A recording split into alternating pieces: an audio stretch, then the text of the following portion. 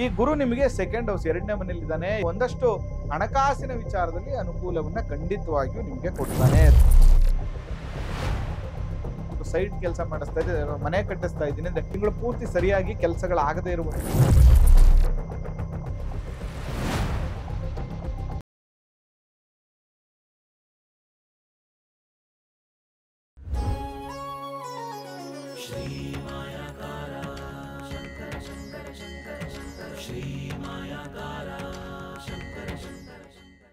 ಶ್ರೀ ಗುರುಭ್ಯೋ ನಮಃ.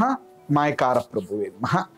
ಗಣೇಶ ದೇವಿ ವಾಗ್ದೇವಿ ಮಮ ವಾಕ್ಯ ಸಿದ್ಧಿ ಕುರು ಸ್ವಹ. ಓಂ ನಮೋ ಭಗವತಿ ಚಾಮುಂಡೇಶ್ವರಿ ಮಲಯಾಳ ಸ್ವರೂಪಿಣಿ ಸರ್ವಸಿದ್ಧಿಕಾರಿಣಿ ಸತ್ಯಂ ಬ್ರೂಹಿ ಸ್ವಹ. ಆರಾಧ್ಯ ದೈವನಾಗಿರುವಂಥ ಮಲೆ ಮಾದೇಶ್ವರರ ನಮನದಲ್ಲಿ ನೆನೆಯುತ್ತಾ ವಿದ್ಯಾ ಗುರುಗಳ ತಂದೆ ತಾಯಿಯ ಪಾದಾರವಿಂದಗಳಿಗೆ ನಮಸ್ಕಾರವನ್ನ ಮಾಡ್ತಾ ಜಗದ್ಗುರು ಪಂಚಾಚಾರ್ಯರನ್ನ ಬಸವಾದಿ ಶರಣರ ನಮನದಲ್ಲಿ ನೆನೆಯುತ್ತಾ ನನ್ನೆಲ್ಲ ಪ್ರೀತಿಯ ಯೂಟ್ಯೂಬ್ ವಾಹಿನಿ ವೀಕ್ಷಕ ಬಂಧುಗಳ ಅಂತರಾತ್ಮಗಳಿಗೆ ನಿಮ್ಮ ಮೂರು ಮಧುದೀಕ್ಷಿತ್ ಮಾಡುವಂಥ ಪರಿಪೂರ್ಣವಾದಂತಹ ನಮಸ್ಕಾರಗಳು. ಇನ್ನು ಈ ಸೆಪ್ಟೆಂಬರ್ ತಿಂಗಳ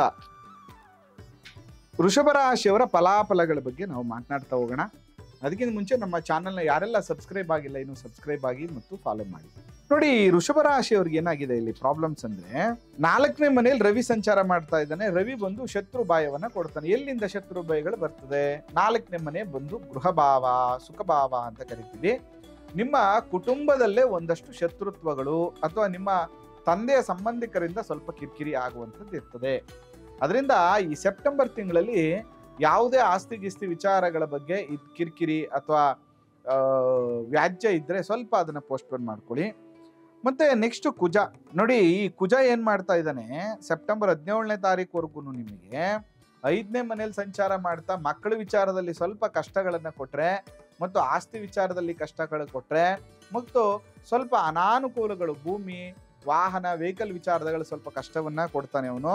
ಆದ್ರೆ 17ನೇ ತಾರೀಕು ಆದ್ಮೇಲೆ ಲಕ್ಷ್ಮೀಕರ, ಸಾಲಗಳು ತೀರುವಂಥದ್ದು, ಫೈನಾನ್ಷಿಯಲಿ ಇಂಪ್ರೂವ್ಮೆಂಟ್ ಆಗುವಂಥದ್ದು, ಸಾಲ ಸಿಕ್ಕಾಕೊಂಡಿರೋದು ಬರುವಂಥದ್ದು, ಭೂಮಿ ವಿಚಾರದಲ್ಲಿ ಸಿಕ್ಕೊಂಡಿರುವಂಥ ಹಣ ಬರುವಂಥದ್ದು, ಈ ರೀತಿಯ ಅನುಕೂಲಗಳು ನಿಮ್ಗಾಗತ್ತೆ. ಇನ್ನು ಬುಧ ನಿಮಗೆ 4ನೇ ಭಾವದಲ್ಲಿ ಸಂಚಾರ ಮಾಡ್ತಾ ಇರುವಂಥದ್ದು ತುಂಬಾ ಒಳ್ಳೇದು. ಸೆಪ್ಟೆಂಬರ್ 17ನೇ ತಾರೀಕುವರೆಗೂ ಜ್ಞಾನ ವೃದ್ಧಿ, ಅಭಿವೃದ್ಧಿ, ಇಂಟ್ಯೂಷನ್ಸು, ಒಂದು ಒಳ್ಳೆಯ ರಿಲೇಷನ್ಸು, ಒಂದು ಒಳ್ಳೆಯ ಬಾಂಡಿಂಗ್ಸು ಅಥವಾ ಯಾವುದೋ ಒಂದು ಇನ್ವೆಸ್ಟ್ಮೆಂಟ್ ಮಾಡುವಂಥದ್ದೆಲ್ಲ ಕೂಡ ನಿಮ್ಗೆ ಅನುಕೂಲ ಆಗತ್ತೆ. ಆದ್ರೆ 17ನೇ ತಾರೀಕು ಆದ್ಮೇಲೆ ಅಪಕೀರ್ತಿ ಬರುವಂತಹ ಯೋಗ, ಇದು ಅಷ್ಟೊಂದು ಒಳ್ಳೇದಲ್ಲ. ಇನ್ನು ಗುರು, ಈ ಗುರು ನಿಮಗೆ ಸೆಕೆಂಡ್ ಹೌಸ್, ಎರಡನೇ ಮನೆಯಲ್ಲಿದ್ದಾನೆ. ಎರಡನೇ ಮನೆ ಕುಟುಂಬ ಭಾವ, ಧನಭಾವ ಅಂತ ಹೇಳ್ತೀವಿ. ಈ ವಿಚಾರದಲ್ಲಿ ಗುರು ಬಲ ನಿಮ್ಗೆ ತುಂಬಾ ಚೆನ್ನಾಗಿರೋದ್ರಿಂದ ಒಂದಷ್ಟು ಹಣಕಾಸಿನ ವಿಚಾರದಲ್ಲಿ ಅನುಕೂಲವನ್ನ ಖಂಡಿತವಾಗಿಯೂ ನಿಮ್ಗೆ ಕೊಡ್ತಾನೆ. ದುಡ್ಡು ಕಾಸು ಹಣ ವ್ಯವಹಾರದಲ್ಲಿ ಸ್ವಲ್ಪ ಅನುಕೂಲ ಆಗತ್ತೆ.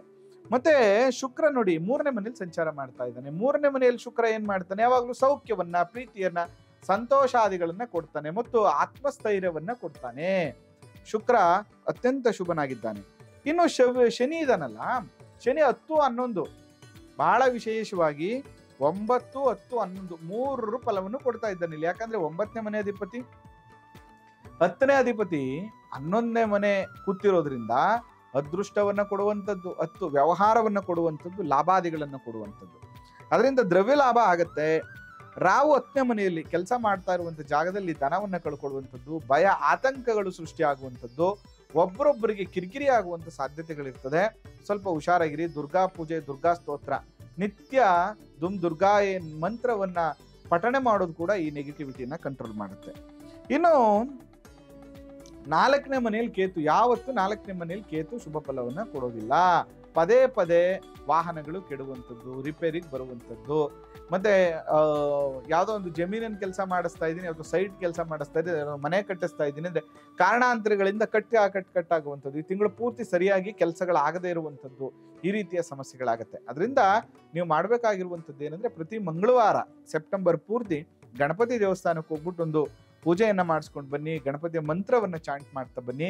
ಇದರಿಂದ ನಿಮಗೆ ಏನಾಗುತ್ತೆ ಅಂದ್ರೆ, ಸೆಪ್ಟೆಂಬರ್ ತಿಂಗಳಲ್ಲಿ ಕೇತು, ಶನಿ ಅಥವಾ ರಾಹು ನೋಡಿ, ಶನಿ ಚೆನ್ನಾಗಿದ್ದಾನೆ ಅಂದ್ರೆ ರಾಹು ಕೇತು ಚೆನ್ನಾಗಿಲ್ಲ. ಈ ಗ್ರಹಗಳಿಂದ ಉಂಟಾಗಬಹುದಾದಂತಹ ಸಮಸ್ಯೆಗಳೆಲ್ಲವೂ ಕೂಡ ನಿಮ್ಗೆ ಕ್ಲಿಯರ್ ಆಗತ್ತೆ. ಪಾಪ ಗ್ರಹಗಳು ಉತ್ಕೃಷ್ಟರಾಗಿದ್ದಾಗ, ತುಂಬಾ ಒಳ್ಳೆಯವರಾಗಿದ್ದಾಗ, ಒಳ್ಳೆ ಭಾವಗಳಲ್ಲಿದ್ದಾಗ ಅತ್ಯಂತ ಶುಭ ಫಲವನ್ನು ಕೊಟ್ಬಿಡ್ತಾರೆ. ಆದ್ರೆ ಅವರು ಸರಿಯಾದ ಭಾವಗಳಲ್ಲಿ ಇಲ್ಲದೆ ಇದ್ದಾಗ ಅನೇಕ ತೊಂದರೆಗಳನ್ನು ನಮಗೆ ಕೊಡ್ತಾರೆ. ಅದರಿಂದ ಬಹಳ ಎಚ್ಚರಿಕೆಯನ್ನ ತೆಗೆದುಕೊಳ್ಳಿ ಅಂತ ಹೇಳ್ತಾ ಈ ಸಂಚಿಕೆಯನ್ನು ಮುಗಿಸ್ತಾ ಇದ್ದೇನೆ. ನಿಮಗೂ ಕೂಡ ವಾಸ್ತು ಜ್ಯೋತಿಷ್ಯದ ಸಲಹೆ ಬೇಕು ಅಂದ್ರೆ ಭೇಟಿ ಮಾಡಿ. ನಮಸ್ಕಾರ.